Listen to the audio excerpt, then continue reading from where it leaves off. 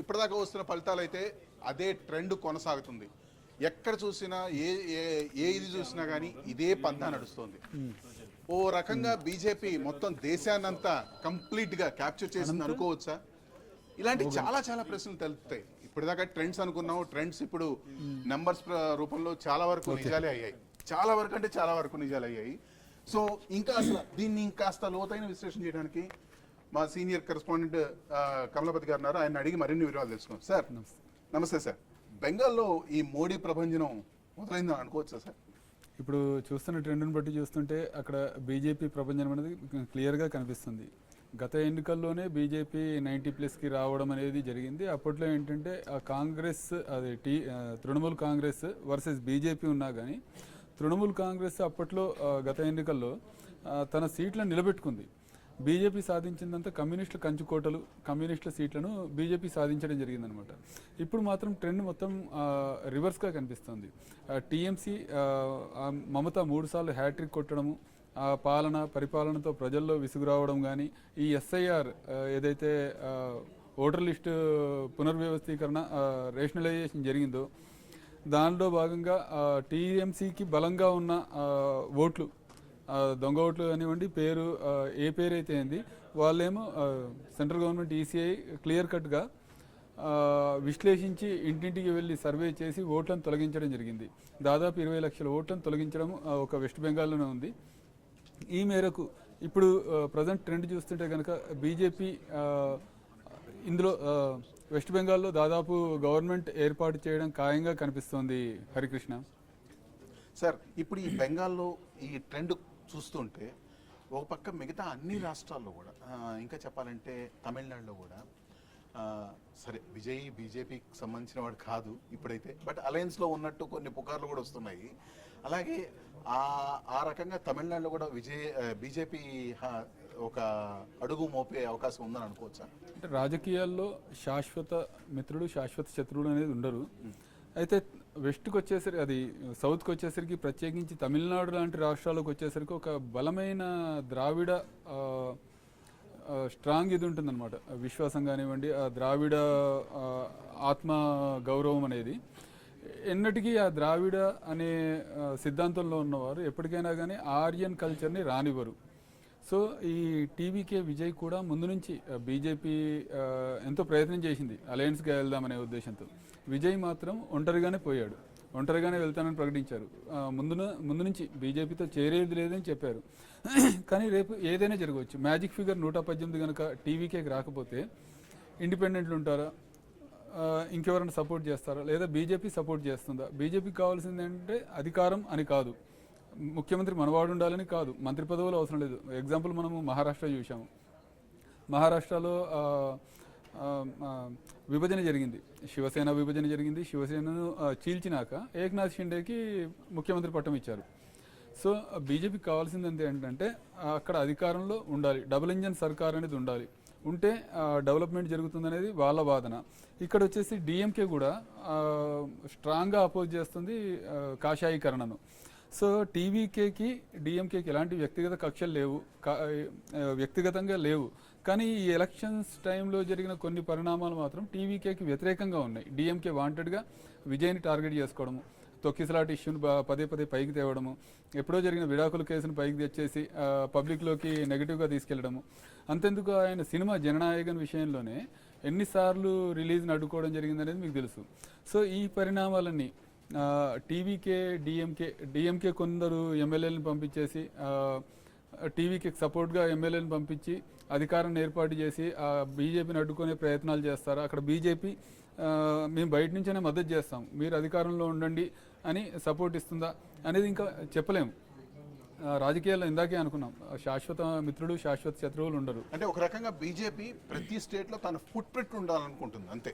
అంటే రాదర్ మా chief minister కాదు, మా ప్రెజెన్స్ అనేది ఉండాలని కోరుకుంటున్నాం. అంటే స్టేట్స్ అంటే బీజేపీ కావాల్సిన స్టేట్ కాదు, స్టేట్ గవర్నమెంట్ కాదు. సపోర్ట్ సెంట్రల్ గవర్నమెంటే సపోర్ట్ చేస్తుంది. బీజేపీ టార్గెట్ అంతా ఫ్యూచర్, నెక్స్ట్ ఎలక్షన్స్ 2029కి మనకెంత బలం ఉంది, మన సపోర్టర్స్ ఎంత ఉన్నారు, వాళ్ళు ఎంత స్ట్రాంగ్ ఉన్నారు, వాళ్ళ నుంచి మనకెంత బలం వస్తుంది, వాళ్ళ నుంచి ఎంతమంది ఎంపీలు వస్తారు, ఆ యాంగిల్లోనే బీజేపీ ఆలోచిస్తుంది. రెండవది ఏంటంటే ఒక పరిపాలనలో ఇది సమాఖ్య రాష్ట్రం, సమాఖ్య దేశం మనది. సమాఖ్యలో అక్కడ రాష్ట్రాలు ఇక్కడ కేంద్రానికి మధ్య సమన్వయం ఉంటేనే మూడు జాబితాలు ఉంటాయి. రాష్ట్ర జాబితా ఉంటుంది, కేంద్ర జాబితా ఉంటుంది, ఉమ్మడి జాబితా ఉంటుంది. ఈ మూడిట్లో కానీ స్టేట్కి సెంట్రల్కి కాన్ఫ్లిక్ట్స్ ఏర్పడితే కనుక మధ్యలో నష్టపోయేది రాజకీయ నాయకులు కాదు, రాజకీయాలు కాదు, పబ్లిక్. ప్రజలకు రావాల్సిన ఫలితాలు అందవు, ప్రజలకు రావాల్సిన డెవలప్మెంట్ ఉండదు. సో ఆ యాంగిల్లో బీజేపీ ఆలోచించి విజయ్ని కన్విన్స్ చేసే అవకాశాలు ఉండొచ్చు. లేదు కాషాయీకరణకు మీరు సపోర్ట్ చేయొద్దు, కావాలంటే మేమే మీకు బయట నుంచి మద్దతు ఇస్తాము, బేషరతుగా మద్దతు ఇస్తామని డిఎంకే కూడా ముందుకు వచ్చే అవకాశాలు ఉన్నాయి. ఆ తీర్పు ఎలా ఉంటుంది అనేది విజయ్ చేతిలో ఉంది. విజయ్ ఒకడే నిర్ణయం తీసుకునే ఛాన్సెస్ లేవు. ఇప్పుడు విజయ్ టీంలో ఉన్న వాళ్ళలో కూడా జైంట్ కిల్లర్స్ వస్తారు. ఇప్పటికే అప్పారావు స్పీకర్ కూడా వెనకంజలో ఉన్నాడు, ఎంకే స్టాలిన్ వెనకంజలో ఉన్నాడు. ఈ విధంగా చూసుకుంటే జైంట్ కిల్లర్స్ కూడా వచ్చే ఛాన్సెస్ ఉంది. అంటే విజయ్ ముందు నుంచి కూడా ఏకపక్ష నిర్ణయం జోలికి పోడు, సామూహిక నిర్ణయం అంటే ఎనర్జీ ప్లస్ సినర్జీ అనే సిద్ధాంతాన్ని నమ్ముతూ ముందుకు సాగుతాడు. సో ఏది అని చెప్పలేము, కానీ విజయ్ మాత్రం సీఎంగా ప్రమాణ స్వీకారం చేసే అవకాశాలు అయితే బాగా కనిపిస్తున్నాయి. సార్ ఇప్పుడు ఎగ్జిట్ పోల్స్ విషయానికి వస్తాం. కొన్ని ఎగ్జిట్ పోల్స్ ఎగ్జాక్ట్ పోల్స్గా వచ్చాయి, లిటరల్గా చెప్పాలంటే కొన్ని తప్పులు అయ్యాయి. ఇప్పుడు యాక్సెస్ మై ఇండియా కానీ సౌత్ అనే ఇంకొక ఎగ్జిట్ పోల్ కూడా వీళ్ళిద్దరు ఇచ్చినట్టు ఎగ్జాక్ట్ ఫిగర్స్ వచ్చాయి. సో దాని మీద మీ కామెంట్ ఏంటి సార్? ఎగ్జిట్ పోల్ అనేది ఫుల్ ఫ్లెడ్జ్డ్ ఓటర్ నాడిని పట్టుకోలేరు. ఓటర్ చెప్పడు. ఇప్పుడు మిగతా రాష్ట్రాల్లోకి వెళ్తే కనుక నేను పలానా పార్టీకి వేసాను గర్వంగా చెప్పుకునే ఓటర్లు ఉంటారు. కొన్ని చూసాం మనం, కేసులు కూడా అయ్యాయి. ఈవీఎంల నుంచే సెల్ఫీలు దిగేసి ఫోటోలు దిగి బయట పెట్టి ఆ కేసుల్లో ఇరుక్కోవడం కూడా జరిగింది. తమిళనాడు విషయానికి అలా ఉండదు. తమిళనాడు ఓటర్స్ ఇంతకుముందు సెషన్లో కూడా మనం చెప్పుకున్నాం, చాలా మెచ్యూర్డ్గా ఉంటారు. సో ఈ సర్వే పోల్స్ అన్నీ ఏంటంటే వీళ్ళు ఏం చేస్తారు, వీళ్ళకి అంత పెద్ద వ్యాస్ట్ నెట్వర్క్ ఉండదు. యూనివర్సిటీస్ స్టూడెంట్స్ని అప్రోచ్ అవుతారు, స్టాటిస్టిక్స్ స్టూడెంట్స్ ప్రత్యేకంగా వాళ్ళని తీసుకుంటారు, శాంపుల్ సర్వేస్ తీసుకుంటారు. శాంపుల్ సర్వే అనేది ఒక నియోజకవర్గంలో చిన్న ఎగ్జాంపుల్, ఒక నియోజకవర్గంలో 180,000 మంది ఓటర్లు ఉంటే చిన్న నియోజకవర్గం అనుకుందాం, వాళ్ళు తీసుకునే సర్వే అంతా కనీసం 18,000 కూడా ఉండదు. 10% సర్వే తీసుకున్నా కానీ అది కరెక్ట్ అవుతుంది. వీళ్ళు తీసుకునే సర్వే కూడా ఏంటి, మారుమూల ప్రాంతాలు, గ్రామీణ ప్రాంతాలకు వెళ్ళరు, పట్టణ ప్రాంతాలు, Tier 2 సిటీస్ వరకే ఎక్కువ సర్వే జరుగుతుంది. కొన్ని సర్వేలు మాత్రమే మీడియా సపోర్ట్ ఉన్న సర్వేలు, ఇప్పుడు యాక్సిస్ మై ఇండియా ఇలాంటివి ఉంటాయి. మీడియా సపోర్ట్ ఉన్న సర్వేలు గ్రౌండ్ లెవెల్లో నెట్వర్క్ అంటే స్ట్రింగర్స్ నెట్వర్కే కానివ్వండి, ఇంకా వేరే ఇతరత్ర సర్క్యులేషన్ నెట్వర్క్, వీటన్నిటిని పరిగణనలోకి తీసుకుంటే తప్ప అది పక్కా అవుట్పుట్ అనేది రాదు. కాబట్టి ఈ మధ్య కాలంలో చూస్తే మీరు 2019 ఆ తర్వాత కాలంలో దాదాపుగా ఎగ్జిట్ పోల్స్ సర్వేలు అనేవి చాలా వరకు విఫలమయ్యాయి. ఎంతకుముందు ఎందుకు సక్సెస్ అయిందంటే దానికి కూడా కారణం లేకపోలేదు. ఎగ్జిట్ పోల్ సర్వే అనే దాని మీద నిషేధాజ్ఞలు ఉండేవి కాదు. సో మధ్యాహ్నం నుంచి ఎగ్జిట్ పోల్స్ ఇలా జరుగుతుంది అలా జరుగుతుంది ట్రెండ్ ఇది అనేది ఇన్ఫ్లుయెన్స్ చేస్తుంది ఓటర్ల మీద. ఇన్ఫ్లుయెన్స్ వల్ల కూడా అయ్యే ప్రమాదం ఉందని ఈసీ ఒక రూల్ పెట్టేసింది. All faces of elections complete అయ్యే వరకు కూడా ఎగ్జిట్ పోల్స్ వివరాలు బయటికి రాకూడదు అని. ఇప్పుడు జరుగుతుందంతా ఇదనమాట. ఎలక్షన్స్ అన్ని ఫేసులు కంప్లీట్ అయిన తర్వాతనే ఎగ్జిట్ పోల్స్ వస్తున్నాయి. కాబట్టి ఓటర్ నాడి అనేది సరిగ్గా రావడం లేదు అనే అభిప్రాయం కూడా చాలా మందిలో కనిపిస్తుంది. సార్ ఇప్పుడు వెస్ట్ బెంగాల్లో మోడీ వేవ్ అనేది పూర్తిగా వచ్చేసిందని అనుకోవచ్చు ఒక రకంగా చెప్పాలంటే ఇప్పటిదాకా ఉన్న ట్రెండ్స్ ప్రకారం? ఇప్పటిదాకా ప్రజెంట్ ట్రెండ్స్ ప్రకారం అయితే చూస్తుంటే కనుక మ్యాజిక్ ఫిగర్ని దాటిపోయి చాలా అడ్వాన్స్గా ఉంది. ఎంత కాదన్నా కానీ ఒక 20-30% మాత్రమే తేడాలు వస్తాయి. ఇప్పుడున్న ఏమంటారు ఆధిక్యానికి ఏమైనా తేడా ఉంది అంటే కనుక ఒక 20-30% మ్యాక్సిమం ఫిగర్ వచ్చేసి 148 సార్. ఇప్పుడు 180 స్థానాల్లో ముందంజలో ఉంది బీజేపీ. సో మీరు అన్నట్టు ఒక 20-30 అన్నా మ్యాజిక్ ఫిగర్ దగ్గరలోనే ఉండొచ్చు కదా? మ్యాజిక్ ఫిగర్ దగ్గరలోనే ఉంటుంది. కాబట్టి ఆ వేవ్ అనేది, ఆ బీజేపీ వేవ్ అనేది వచ్చింది అనేది చెప్పుకోవచ్చు. అయినా ఏదైనా జరగచ్చు ఓటింగ్ కౌంటింగ్ లో. ఎందుకంటే డామినేటెడ్ మైనారిటీ డామినేటెడ్ కానివ్వండి, టీఎంసీ డామినేటెడ్ కానీ ఓటర్లు వాళ్ళ బూత్స్ ఇంకా కౌంటింగ్ లో వచ్చి ఉండకపోవచ్చు. కానీ ఇప్పటికైతే ట్రెండ్ మాత్రం మొత్తం బీజేపీకి వన్ సైడ్గా నడుస్తుంది. సార్ ఇప్పుడు తమిళనాడు విషయానికి వస్తే ఈరోడ్లో కొంచెం ఒక ప్రముఖ స్థానం అని చెప్పుకోవచ్చు. అక్కడ ఉన్న ఎవరు కంటెస్ట్ చేసినా కానీ వాళ్ళు క్యాబినెట్ మినిస్టర్ స్థాయికి ఎదుగుతున్నారు. సో యాక్చువల్లీ ఆ ఈరోడ్ యొక్క కథ ఏంటి సార్ మీ ఉద్దేశంలో? ఈరోడ్ వెస్ట్ అనేది ఏంటంటే అది చాలా వేగంగా స్వాతంత్రానంతర కాలంలో అత్యంత వేగంగా అభివృద్ధి చెందిన నగరాలు కానీ పట్టణాలు కానీ కొన్ని ఉంటాయి. రీజన్ ఏంటంటే అక్కడ infrastructure, road network, rail network ఉంటాయి. ఈరోడ్ వెస్ట్లో రైల్వే స్టేషన్ ఉంది. సో అది స్వాతంత్రానంతర కాలం నుంచే అత్యంత వేగంగా, అంటే తమిళనాడు మొత్తంలో కూడా కొంచెం చెప్పుకోవచ్చు అభివృద్ధి చెందుతున్న ఏరియా అనమాట. 1958 నుంచి తీసుకున్నా కానీ 1958 నుంచి కొంతకాలం అది కొన్ని సంవత్సరాల దాకా వన్ సైడ్ కాంగ్రెస్ ఈ రకంగా జరిగింది. సో దాన్ని పక్కన పెడితే కనుక ఆధునికంగా ఇప్పుడు చూసుకున్నా కానీ ఈ రోడ్లో గెలిచిన వాళ్ళు మినిస్టర్ అవుతున్న దాఖలాలు ఉన్నాయి. అంటే అల్టిమేట్గా అదేంటంటే ఈ రోడ్లో ఎవరు గెలిస్తే వాళ్ళు గవర్నమెంట్ ఏర్పాటు చేస్తారు. 1980 నుంచి తీసుకున్నా కానీ ఆఫ్టర్ ఇందిరాగాంధీ అనుకోండి, 1984 ఆ తర్వాత కూడా ముత్తుస్వామి ఉన్నారు, ఇప్పుడు కూడా పోటీ చేశారు, ఆయన చాలా సీనియర్. 84లో ఎంజీఆర్ క్యాబినెట్లో ఉన్నారు, తర్వాత జానకి గారి క్యాబినెట్లో కూడా ఆయన పనిచేశారు రవాణా శాఖ మంత్రిగా. ఆ తర్వాత ఆయన నియోజకవర్గం మారారు, భవానీకి వెళ్ళారు. భవానీకి వెళ్ళడం జరిగింది. భవానీకి వెళ్ళిన తర్వాత కూడా అక్కడ నుంచి కూడా క్యాబినెట్ మినిస్టర్ అయ్యాడు. ఈ రోడ్ వెస్ట్ అనేది మళ్ళీ అధికార పార్టీకే వచ్చింది. సో ఆ తర్వాత జరిగిన పరిణామాల దీంట్లో ఈ రోడ్ వెస్ట్లో ఓడిపోవడం జరిగింది, ఆయన పార్టీలు మారడం జరిగింది. అట్లా 2011 వరకు కూడా ఇట్లా కంటిన్యూ అయింది. ఆ తర్వాత మళ్ళీ డిఎంకేకి వచ్చారు. డిఎంకేకి వచ్చి లాస్ట్ టైం గెలిచారు, మినిస్టర్ అయ్యారు. ఇప్పుడు కూడా ఆయన పోటీలో ఉన్నారు. కానీ ఇప్పుడు ఈ రోడ్ వెస్ట్ ఇప్పటిదాకా 5 రౌండ్ల కౌంటింగ్ జరిగింది. 5 రౌండ్ల కౌంటింగ్లో కూడా ఈ రోడ్ వెస్ట్ నుంచి అనంత మేఘన్ అని చెప్పి టీవీకే నుంచి చాలా లీడ్లో ఉన్నాడు. ఆయన తర్వాత ప్లేస్లో ముత్తుస్వామి ఉన్నారు. ముత్తుస్వామి అంటే ఒక జైంట్ కిల్లర్, అది కూడా జైంట్ కిల్లర్ లాగా చేసుకోవచ్చు. ఎందుకంటే 1980 నుంచి మినిస్టర్గా చాలాసార్లు చేసిన ఒక వ్యక్తిని ఓడగొట్టడం, అనంత మేఘన్ అనే ఒక కొత్త ముఖం ఓడగొడుతుంది. బీజేపీ అక్కడ 3rd ప్లేస్లో ఉంది. సో ఈ రోడ్ వెస్ట్లో ఎవరైతే గెలుస్తారో వాళ్ళు ఖచ్చితంగా గవర్నమెంట్లోకి వస్తారు. అలయన్స్లో అయినా కానీ అక్కడి నుంచి గెలిచిన వ్యక్తి మినిస్టర్ అవుతాడనేది ఇప్పటిదాకా చరిత్ర చెప్తుంది. ఈసారి కూడా అది చాలామంది మేధావులు, రాజకీయ విశ్లేషకులు కూడా అనుమానాలు వ్యక్తం చేశారు. ఈసారి ఆ రికార్డ్ బ్రేక్ అవుతుందేమో, అక్కడ వాళ్ళు మినిస్టర్ కారేమో అనేసి. కానీ ఇప్పుడు ట్రెండ్ చూస్తుంటే కనుక టీవీకే ట్రెండ్ ఉంది. టీవీకే అభ్యర్థి అక్కడి నుంచి లీడ్లో ఉన్నాడు. సార్ నిజానికి ఇప్పుడున్నది కాలం అంతా సోషల్ మీడియా కాలం. సో సోషల్ మీడియా ప్రభావం ఈ రోడ్ పశ్చిమంలో కూడా పడి ఉంటుంది. నేను ఇందాకే చెప్పాను, అభివృద్ధి చెందిన ఏరియాలో ఆ ప్రభావం అనేది ఉంటుంది. అక్కడ ఎక్కువ పరిశ్రమలు ఉన్నాయి, వలస కార్మికులు కూడా ఉంటారు. సోషల్ మీడియా అనేది ట్రెండ్. ఇప్పుడు మీరు కోవిడ్ తర్వాత చూస్తే కనుక డిజిటల్ డివైడ్ అనేది బాగా తగ్గిపోయింది. స్టూడెంట్స్లో కానివ్వండి, ఆన్లైన్ క్లాసెస్కి మారుమూల గ్రామాల వాళ్ళు కూడా చెట్లపైకి ఎక్కి సిగ్నల్ కోసం చూసి చదువుకున్న సిచ్యువేషన్స్ మనం చూసాం. సో అక్కడ సోషల్ మీడియా అనేది బాగా ప్రభావం చూపిస్తుంది. ఎస్పెషల్లీ తమిళనాడులో కూడా సోషల్ మీడియా ప్రభావం బాగా పెరిగింది. ఇప్పుడు తమిళనాడులో కూడా సోషల్ మీడియా ప్రభావం బాగా పెరిగింది. సార్ ఇదే సోషల్ మీడియా పశ్చిమ బెంగాల్లో కూడా ఉందని అనుకోవచ్చా? అని ఎందుకంటే పశ్చిమ బెంగాల్లో ఎక్కువగా క్యాస్ట్ పాలిటిక్స్ ఎక్కువ జరుగుతాయి అని అంటారు కదా యాక్చువల్లీ.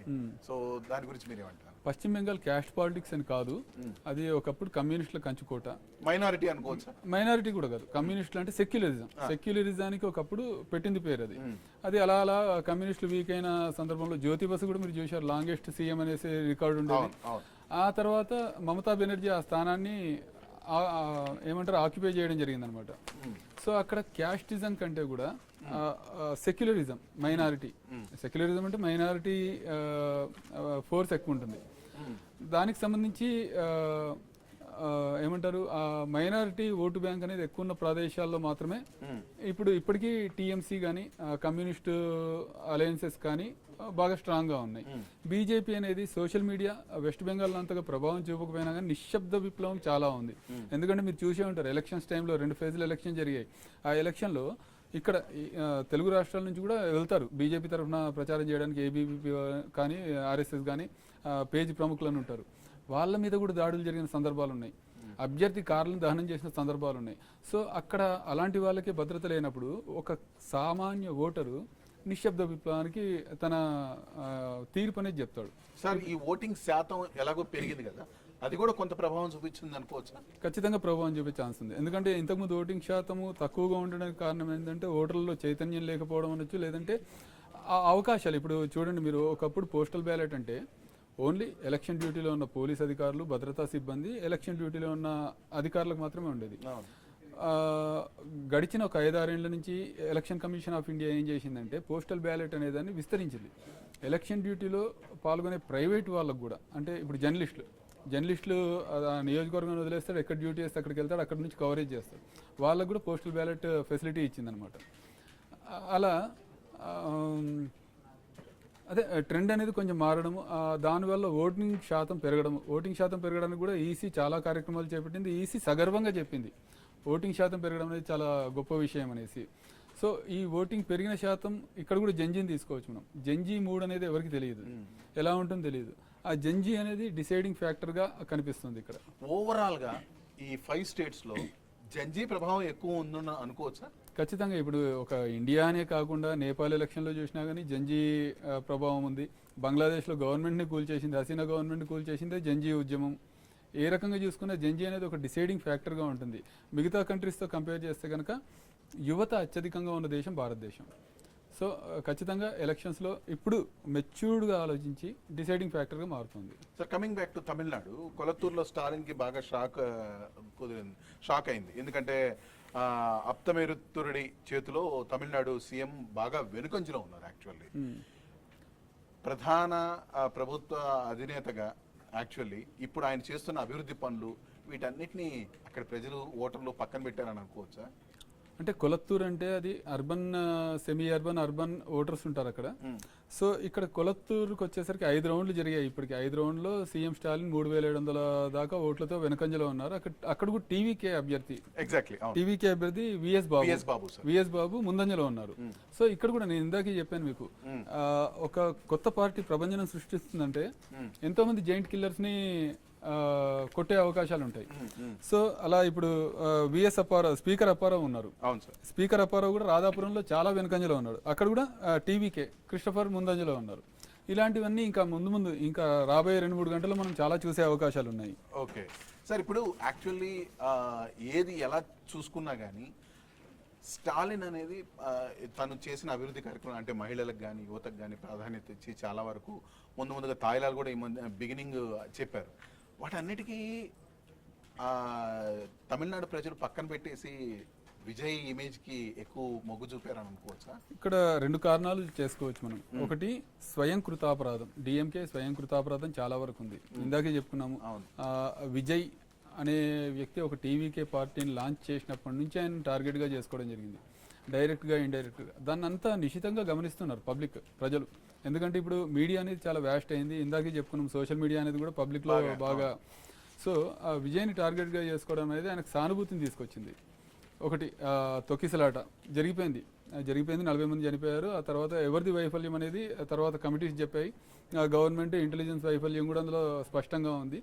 ఆ తర్వాత తీసుకొస్తే పర్సనల్ లైఫ్లో కూడా విజయం తీసుకొచ్చారు. తర్వాత ఆయన సినిమా జననాయకన్ విషయంలో కూడా అడ్డుకున్నారు. ఆయన సభలు, కార్నర్ మీటింగ్స్, ఆ పార్టీ వాళ్ళు ఎక్కడైనా కార్నర్ మీటింగ్ పెట్టుకున్న ఎలక్షన్ ప్రచారంలో భాగంగా ఇబ్బందులకు గురైన సందర్భాలు కూడా ఉన్నాయి. ప్రత్యేకించి గ్రామీణ నియోజకవర్గాలు పక్కన పెడితే పట్టణ నియోజకవర్గాలు మాత్రం బాగా ఆ ప్రభావం అనేది కనిపించింది. ఇవన్నీ ఒకవైపు సానుభూతిని తీసుకొస్తే, రెండో వైపు డిఎంకే చేసిన మిస్టేక్స్ ఉన్నాయి. స్వయం కృతాపరాధాలు అన్నాం ఇందాక. తెలుగు బెల్ట్ని విస్మరించడం, తెలుగుని పక్కన పెట్టడం, ఓన్లీ తమిళే. ఈవెన్ మీరు ఆ మధ్య వార్తల్లో చూసింటారు, ఒక తమిళనాడు బస్సెస్లో అరుణాచలం అని రాస్తుంది. అరుణాచలం అని రాసినందుకు ఆ డ్రైవర్ని సస్పెండ్ చేశారు. వినే ఉంటారు మీరు వార్తల్లో. ఎందుకంటే తిరువన్నామలై అనే అనాలి అనేసి. అక్కడ తెలుగు వాళ్ళకు కూడా మనోభావాలు చాలా ఉంటాయి. రెండవది వచ్చేసి సెక్యులరిజం పేరుతోని అణగదొక్కడం అనమాట. ఇది మీరు చిదంబరం చూసే ఉంటారు. చిదంబరంలో అర్చకుల మీద దాడి చేయడం, అర్చకుల్ని అరెస్ట్ చేయడం, ఈ పరిణామాలన్నీ కూడా కొంత నెగటివ్గా డిఎంకేకి ఉన్నాయి. దాన్ని బీజేపీ సరిగ్గా క్యాచ్ చేసుకోలేకపోయిందనే అభిప్రాయాలు కూడా ఉన్నాయన్నమాట. ఏదైతే అక్కడ ఒక దాడి జరిగింది, అది వంశపారంపర్యంగా వస్తున్న టెంపుల్ చిదంబరం. ఆ చిదంబరం టెంపుల్లోని ప్రీస్ట్స్ ఎవరైతే ఉంటారో కొన్ని వంశపారంపర్యంగా జరిగే కార్యక్రమాలు కూడా ఉంటాయి. ఆ కార్యక్రమాలను అడ్డుకోవడం, ఆ టెంపుల్ని కూడా ఎండోమెంట్ కిందికి తీసుకురావాలనే ప్రయత్నాలు, వీళ్ళ ఆందోళనలు, అవి అట్లా బలంగా విస్తరించాయి అన్నమాట. ఏదేమైనప్పటికీ ఇప్పుడు తమిళనాడులో ఎస్టాబ్లిష్డ్ అంటే oldest established parties DMK, AIADMK రెండింటిని పక్క పెట్టేసి ఒకేసారి విజయ ఇమేజ్ అంతలా ప్రబలిందని అనుకోవచ్చా? అంటే ఒక రకంగా గడిచిన 5 ఏళ్లలో డిఎంకే ఒంటెద్దు పోకడలు, రెండవది అన్నా డిఎంకేలో ఆధిపత్య పోరు, పళనిస్వామి పన్నీర్సెల్వం మధ్య ఆధిపత్య పోరు. ఇప్పుడు అన్నా డిఎంకే కొద్దో గొప్ప చెప్పుకోదగ్గ, డిఎంకే కంటే చెప్పుకోదగ్గ స్కోర్ తీసుకొస్తుంది అంటే దాని అర్థం, దానికి కారణం ఏంటంటే ఆధిపత్య పోరు పోయి పన్నీర్సెల్వము డిఎంకేలో చేరడం, పళనిస్వామి మాత్రమే సమర్థంగా దాన్ని ముందుకు తీసుకురావడంతో ఇబ్బందులు లేకుండా, ఇంటర్నల్ కాన్ఫ్లిక్ట్స్ లేకుండా ముందుకు పోయిందని చెప్పవచ్చు. సో అక్కడ రాజకీయ శూన్యత కూడా చాలా నియోజకవర్గాల్లో కనిపిస్తోంది. గవర్నమెంట్ మారిన తర్వాత అన్నా డిఎంకే ఎమ్మెల్యేలు కానీ, వాళ్ళు గతంలో మినిస్టర్లుగా చేసిన వాళ్ళు కానీ వాళ్ళ నియోజకవర్గాల మీద ఫోకస్ చేయకుండా చెన్నైకి పరిమితం కావడం, పట్టణాల్లోనే ఉండడం, అలాంటిది కూడా కొంత నెగిటివ్ అనేది అక్కడ ఉంది. సరిగ్గా టీవీకే దాన్నే క్యాచ్ చేసుకుంది. అన్నాడీఎంకే స్ట్రాంగ్ హోల్డ్స్లో ఎక్కడైతే వీక్ ఉంది, ఎక్కడైతే ప్రజా వ్యతిరేకత ఉంది అక్కడ ఫస్ట్ ఫోకస్ చేసింది. తర్వాత డిఎంకే స్ట్రాంగ్ హోల్డ్స్ వైపు దృష్టి పెట్టింది. ఇప్పటికీ ఉదయనిధి స్టాలిన్ పోటీలో ఉన్న ప్లేస్లో కూడా టఫ్ కాంపిటీషన్ నడుస్తుంది. సార్ అన్ని విశ్లేషణలు చూసినా తమిళనాడు, వెస్ట్ బెంగాల్ మాట్లాడుకుంటున్నారు, కానీ కేరళ, అస్సాము, పుదుచ్చేరి దాదాపుగా ఎవరు మాట్లాడలేదు. దాని గురించి మీ అభిప్రాయం చెప్పండి sir. Kerala last time Vijayan రెండోసారి గెలవడమే ఒక రికార్డ్. అది పునరపి విజయన్ అనేసి కూడా కొన్ని హెడ్డింగ్స్ రావడం జరిగింది దాంతో. ఎందుకంటే అక్కడ ఒక్క గవర్నమెంట్ ఒక టర్మ్ వరకే ఉంటుంది, రెండో టర్మ్ గవర్నమెంట్ మారాల్సిందే. కానీ ఇక్కడ విజయన్ ఇంకొంత సంక్షేమాన్ని ముందుకు తీసుకెళ్ళి ఉంటే కనుక మూడోసారి కూడా హ్యాట్రిక్ కొట్టే ఛాన్సెస్ ఉండేవి. కానీ రెండో టర్మ్లో చేసిన వైఫల్యాలు, అవినీతి ఇవన్నీ నెగిటివ్గా మారాయి.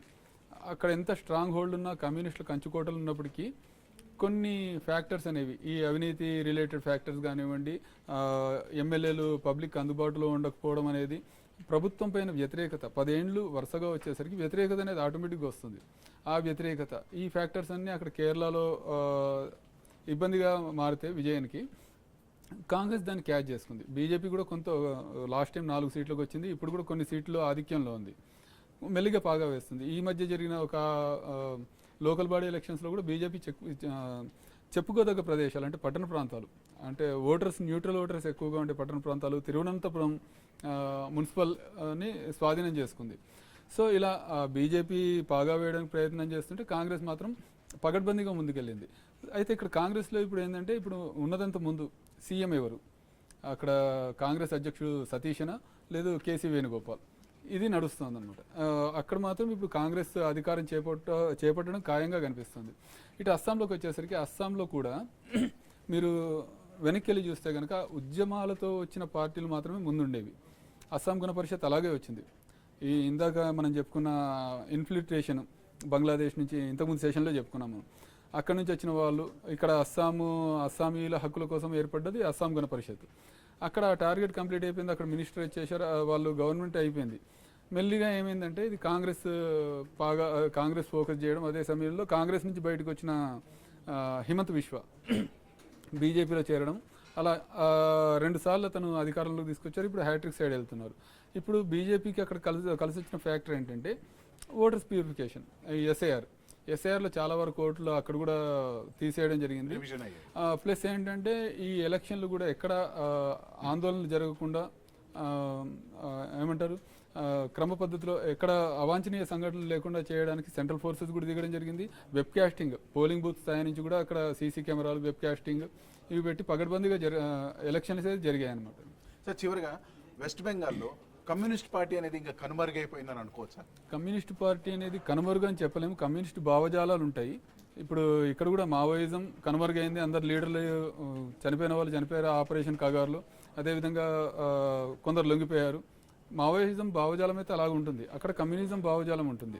సో కమ్యూనిజం అనేది మీరు అన్న సీట్ల పరంగా చూసుకుంటే కనుక లాస్ట్ ఎలక్షన్స్లోనే కనుమరుగైంది. అది ఆ ప్లేస్ని బీజేపీ ఆక్రమించింది. చెప్పలేము, ఆ భావజాలం మళ్ళీ పెరిగి ఎప్పుడైతే కమ్యూనిజం ఎప్పుడు వస్తుంది, పీడిత తాడిత జనాలకు అన్యాయం జరిగింది అన్నప్పుడు. ఇప్పుడు వచ్చే ప్రభుత్వాలు కనుక ప్రజారంగకంగా కాకుండా ప్రజాకంటకంగా పాలిస్తే కనుక మళ్ళీ కమ్యూనిజం పైకి వచ్చే అవకాశాలు. అంటే ఓవరాల్గా భారతదేశంలో నాకు తెలిసి ఇప్పుడు ఆ కమ్యూనిజం అనే పార్టీ కేరళలో, వెస్ట్ బెంగాల్లో ఇలానే ఉంది. ఇంకా ముందు అవి కూడా పోతుందా అని అనేసి నా ప్రశ్న అనమాట. అది చెప్పలేము, అది ఆ విశ్లేషణ ఇప్పుడే మనం ప్రిడిక్ట్ చేయలేము అనమాట. చెప్పలేము, రేపు మళ్ళీ కమ్యూనిస్ట్ అధికారమే రావచ్చు. ఇప్పుడు కేరళలో అయితే ఖచ్చితంగా ఆల్టర్నేటివ్ అనేది ఉంటుంది, వెస్ట్ బెంగాల్లో కూడా ఛాన్సెస్ ఉంటాయి. అది డిపెండ్స్ ఆన్ గవర్నమెంట్స్ యాక్షన్ అనమాట. ఇప్పుడు ఎగ్జాంపుల్, ఇప్పుడు బీజేపీ వచ్చింది, గవర్నమెంట్ ఫామ్ చేసింది, ఏదైతే బీజేపీ వెస్ట్ బెంగాల్లో చేయాలనుకుందో ఇప్పుడు చేస్తుంది, డబుల్ ఇంజిన్ సర్కార్ ఉంటుంది. ఇంకా చెప్పాలంటే యూపీఏ గవర్నమెంట్ టైంలో కూడా ఒక యాక్ట్ తీసుకొస్తామని పెట్టింది 2012-13లో, ఏది రైల్వే ప్రొటెక్షన్ అమెండ్మెంట్ యాక్ట్ అనేసి. రైల్వే ప్రొటెక్షన్ అమెండ్మెంట్ యాక్ట్ అంటే రైల్వే ప్రొటెక్షన్ పోలీసులు ఉంటారు రైల్వే స్టేషన్లో, అక్కడ గవర్నమెంట్ పోలీసులు కూడా ఉంటారు, జీఆర్పీ అంటారు, government railway police. Government railway పోలీసుల చేతిలోనే ఎఫ్ఐఆర్ నమోదు చేసేది ఉంటుంది. రైల్వే స్టేషన్లో ఏ ఇన్సిడెంట్ జరిగినా railway protection force only protection ఇస్తుంది, జీఆర్పీ ఎఫ్ఐఆర్ నమోదు చేస్తుంది. దాన్ని అమెండ్మెంట్ చేసి రైల్వే ప్రొటెక్షన్ ఫోర్స్కి పవర్స్ ఇవ్వాలనే ఉద్దేశంతో యూపీఏ గవర్నమెంట్ అప్పట్లో ఒక బిల్ తీసుకొస్తే ఫస్ట్ అపోజ్ చేసింది మమతా బెనర్జీ. రీజన్ ఏంటంటే రైల్వే ప్రొటెక్షన్ అమెండ్మెంట్ యాక్ట్ కనుక తీసుకొస్తే దేశంలో ఉన్న అన్ని రైల్వే స్టేషన్లు యూనియన్ టెరిటరీస్ అయిపోతాయి, రాష్ట్రాల హక్కులు ఉండవు అనేది ఆమె ఉద్దేశం. ఇప్పుడు అంతే, ఇప్పుడు ఈ గవర్నమెంట్ ఏమనుకుంది, ఎన్డీఏ గవర్నమెంట్ ఏమనుకుంది, బార్డర్ సెక్యూరిటీ ఫోర్స్ని దాని పరిధిని విస్తరించాలి, 180 కిలోమీటర్లకు తీసుకురావాలని ఒక ఆలోచనలో ఉంది. దాన్ని మమత స్ట్రాంగ్గా అడ్డుకున్నారు. అలాంటివన్నీ ఇప్పుడు గవర్నమెంట్ ఇంప్లిమెంట్ చేసే ఛాన్స్ ఉన్నాయి. అదేవిధంగా ఎస్ఐఆర్లో ప్యూరిఫికేషన్ జరిగింది, తర్వాత ఇంటింటి సర్వేలు చేపట్టేసి బంగ్లాదేశీలు ఎవరు, రోహింగ్యాలు ఎవరు, అలాంటి సర్వేలు కూడా జరిగే ఛాన్సెస్ ఉంటాయి.